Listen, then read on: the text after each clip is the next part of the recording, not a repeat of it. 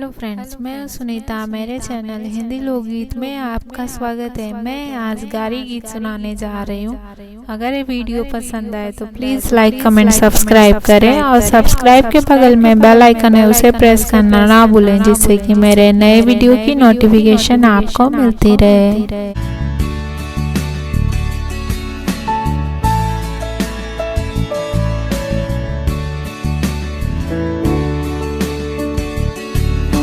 गोल गोल steel की थाली, बासमती का चावल जी। गोल गोल स्टील की थाली, बासमती का चावल जी।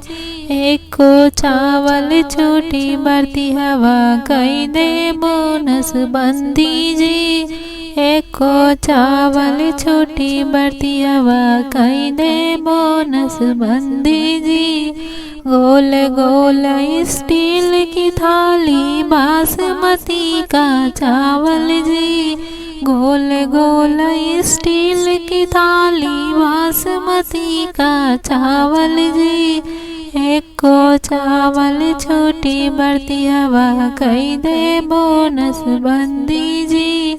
एक को चावल छोटी बढ़ती हवा, कई दे बोनस बंदी जी।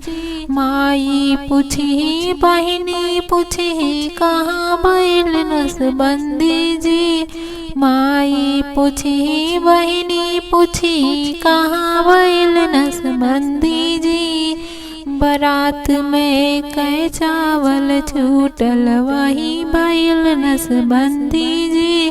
बारात में कै चावल छूटल, वही बैनस बंदी जी। गोल गोल स्टील की थाली, बासमती का चावल जी।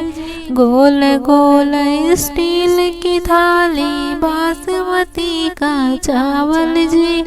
एक को चावल छोटी भसुरवा, कई दे बोनस बंदी जी।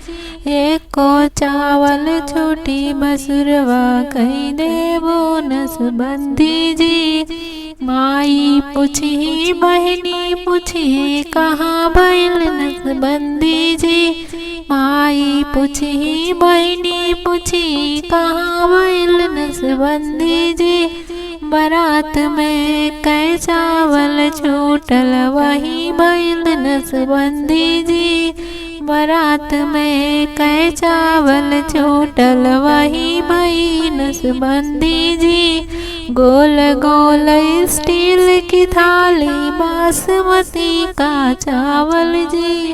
गोल गोल स्टील की थाली, बासमती का चावल जी।